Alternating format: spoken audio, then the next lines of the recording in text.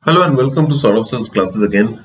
We move to the next passage in the section and let's see what it says. It starts off by saying, once during a concert of cathedral organ music, as I sat getting gooseflesh amid that tsunami of sound, I was struck with a thought. For a medieval peasant, this must have been the loudest human-made sound they ever experienced, awe-inspiring in now unimaginable ways.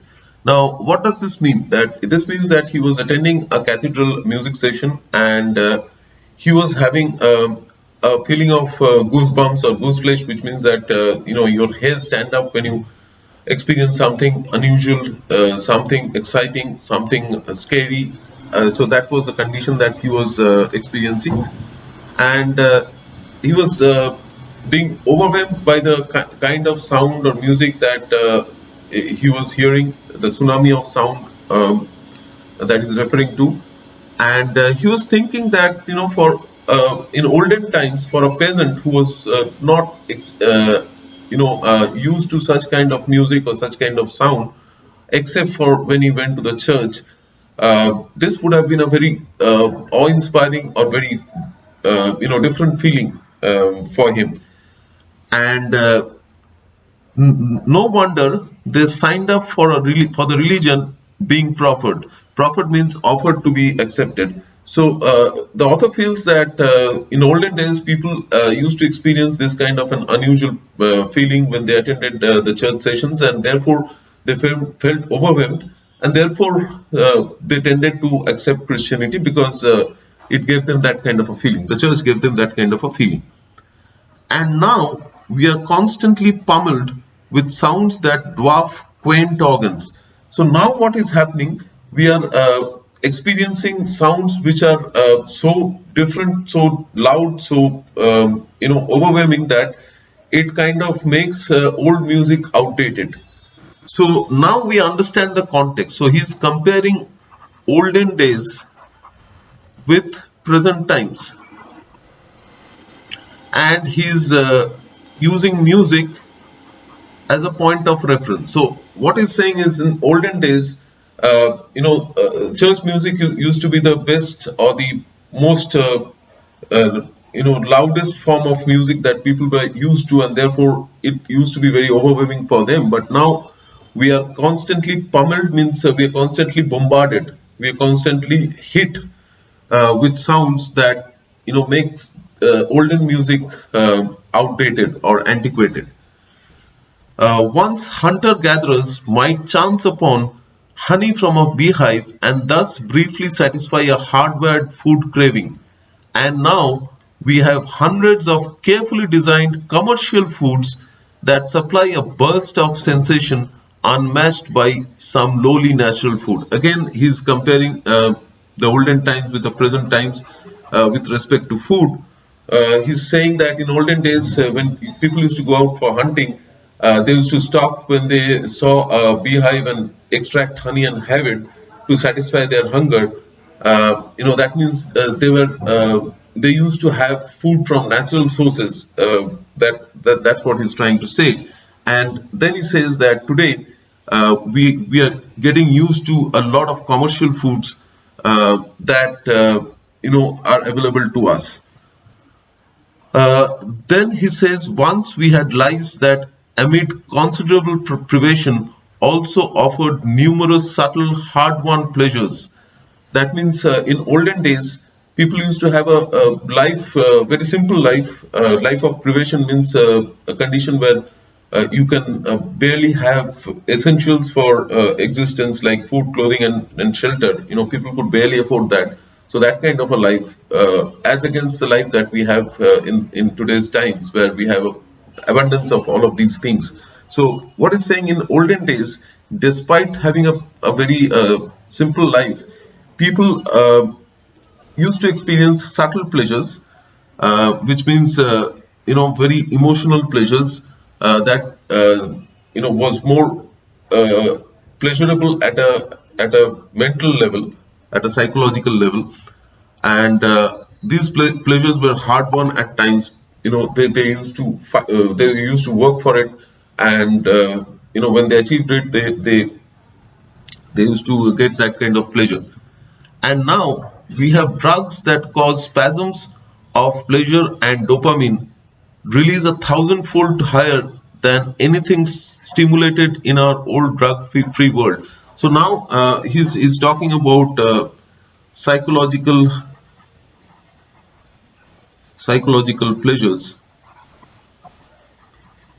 which people used to derive from natural sources in olden days, and now it has become artificial. People take drugs for stimulating pleasures. Dopamine is a hormone that stimulates the brain, which gives you a sensation of pleasure. So people take drugs to experience pleasure in today's world. So basically what he's saying is there is a change from olden days to present day, from natural to artificial. And all of the examples that is given, music was natural and it has become artificial today. Food was natural, has become artificial today. Psychological pleasures were derived from natural sources, which has become artificial today in the form of drugs that people take. Moving on to the next para, he says, and emptiness comes from this combination of over-the-top non-natural sources, artificial sources of reward, and the inevitability of habituation. This means it's saying that there is a feeling of void, there is a feeling of emptiness, which people feel because they are getting habituated to the artificial sources, and therefore they are losing the experience of pleasures from natural sources. This is because unnaturally strong explosions of synthetic experience and sensation and pleasure evoke unnaturally strong degrees of habituation. So he's emphasizing on that fact that people are getting habituated or accustomed to artificial forms, habituation. This has two consequences. First, soon we barely notice the fleeting whispers of pleasure caused by leaves of autumn, or by the lingering glance of the right person, or by the promise of reward following a difficult worthy task. So he's explaining the same thing again. He's saying that this kind of habituation to artificial forms of pleasure has two problems. First, we are becoming less conscious about the fact that there are natural sources of pleasure still around, like the leaves in the autumn. They offer a beautiful sight, or the glance of a person you love, or the pleasure that you derive from a task that you have accomplished through hard labor and efforts. So these kind of natural pleasures are being ignored, or people are becoming insensitive to this kind of pleasures because they are deriving pleasure from artificial sources. That is what he's trying to say. And then he says the other consequence is that we eventually habituate to even those artificial deluges of intensity. So again, he's saying that the issue is that people are becoming more and more accustomed to these artificial forms of pleasure, and they are becoming oblivious to the natural sources of pleasure. If we were designed by engineers, as we consumed more, we would desire less. Now, this is a natural law of science that the more you take, the less hungry you feel. So this should have been the natural law, that if your stomach is full, you don't feel hungry. But the experience is opposite. But our frequent human tragedy is that the more we consume, the hungrier we get. In today's world, it is the opposite. The more we get, the more we want. Okay, so it is in contrast to what the natural law is. More and faster and stronger. So we want everything more and more. What was an unexpected pleasure yesterday is what we feel entitled to, and what won't be enough tomorrow. So what was unexpected yesterday, like the modern versions of music or modern musical instruments, or today's artificial food, um or drugs. All of these things were unimaginable in olden days, so they were unexpected. And we have those things in today's world, but we want more, or we want something beyond that, something which we are unable to think of today, something which will give us more pleasure because it is unexpected. So what was unexpected pleasure yesterday has become the norm today, and we feel entitled to it. That means we feel that it is our right to have it. And going forward, people will become habituated to this, and they will want more. And when they get that, they will again get habituated to it, and they'll want more and more. So this is why it will not be enough tomorrow. So thus we come to the end of the passage, and we've understood that the author is trying to give us a comparison between the olden times and the present times, and he cited examples of music, food, and psychological pleasures. But in each of these things, he's talking about the pleasure element that people used to experience in music. They were overwhelmed by church music in olden days. In today's world, all forms of modern music um, are the ones that people are accustomed to. Similarly for food, similarly for natural pleasures, he's giving those examples, and he's saying that people are getting used to, habituated to these artificial forms of pleasure, and therefore they're becoming ignorant of the natural sources of pleasure. And this would continue, and hence people would crave for more of unexpected things, more of new things, and things which exist today will not satisfy people of tomorrow. So this is what the passage is talking about. Let's go straight to the questions. Question 15 says, which of the following options best reflects the author's understanding of human perception of pleasure?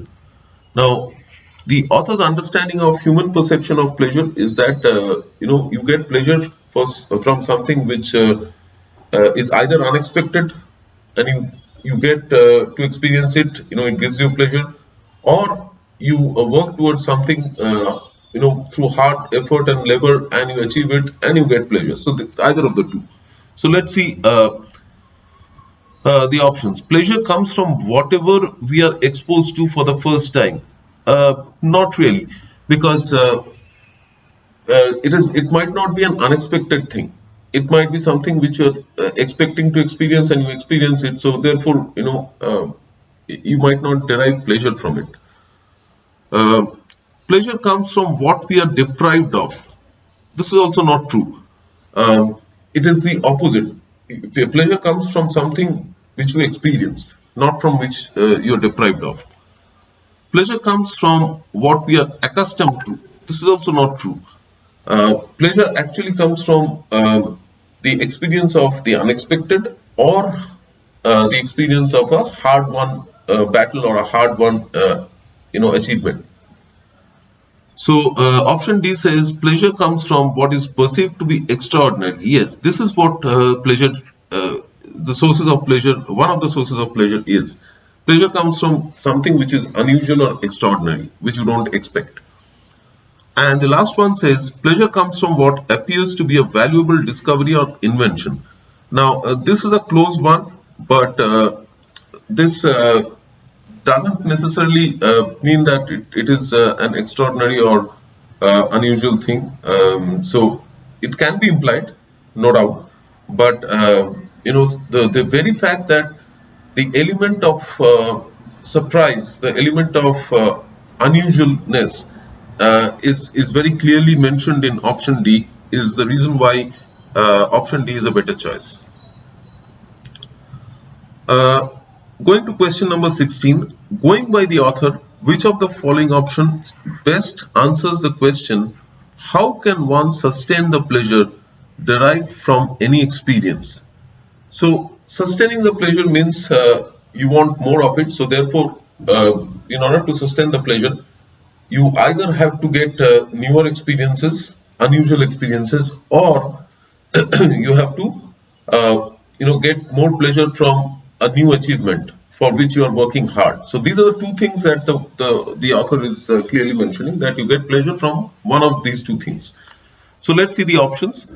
Number A says, the harder to replicate, the more sustainable the pleasure from that experience. This is absolutely true. So the harder to replicate, the more pleasurable will be the experience, because you'll be putting more effort. So therefore, the reward would be that much more sweeter.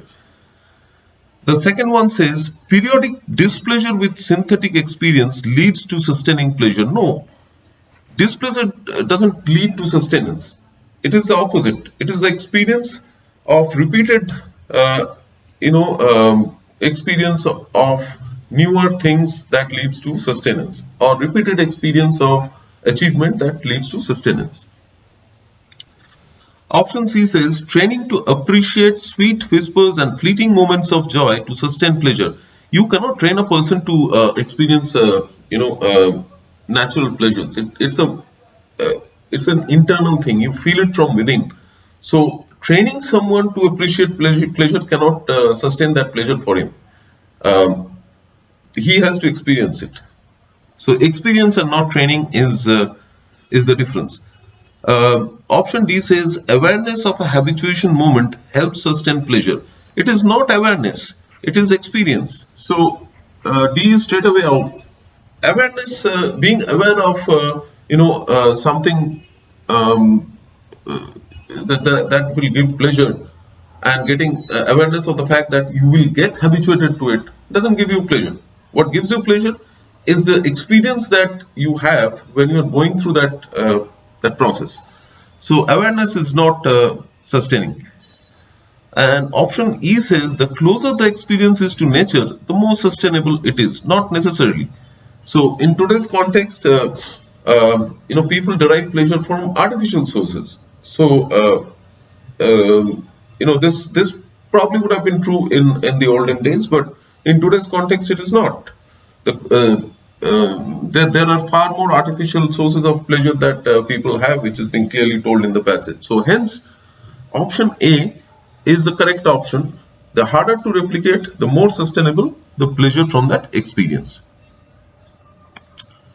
Let's go to question 17, which says, which of the following options best describes the term emptiness as described in the passage? So the term emptiness in the passage is referring to the sense of void that one feels when he realizes that there are sources of natural pleasure, but we are not able to derive pleasure from it because we are too engrossed or too mired in experiencing artificial pleasures. So therefore, that feeling of emptiness arises because of the lack of consciousness or lack of attention towards the natural sources. So let's see the options. Option A says, the inevitability of habituation that one gets from repeated consumption of man-made food or drugs. So inevitability of habituation is an outcome. So when one gets used to an artificial experience of pleasure, he gets used to it, but that doesn't bring out the emptiness. The emptiness is from the realization that natural sources are there, and yet we are not able to derive pleasure from it. So that is not correct. The second one says, a feeling of weariness around the extant sources of pleasure that are in abundance. Now, extant sources of pleasure means extent means still existing. So this is referring to the natural sources, and it's saying that feeling of tiredness or boredom towards such natural sources of pleasure. So the word weariness is completely opposite in meaning. It is not the weariness that is bringing in the emptiness. It is the realization that we are not able to appreciate that natural beauty. So option C says, a feeling of absence of sources of pleasure when extant sources are in abundance. This is the correct one. So people feel that that natural sources are not there because they are more used to artificial sources. So therefore, there is a feeling of emptiness. And the feeling of absence of sources of pleasure when they are actually there is what is being referred to as emptiness. Option D says a feeling evoked by carefully designed commercial foods alluring us to them. No, feeling of addiction towards commercial foods is not emptiness. It is the realization or the feeling that natural sources are there, but we are not able to appreciate it.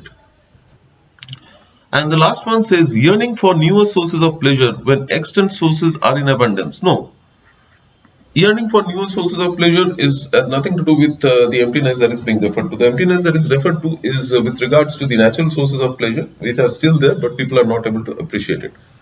So option C is the correct option.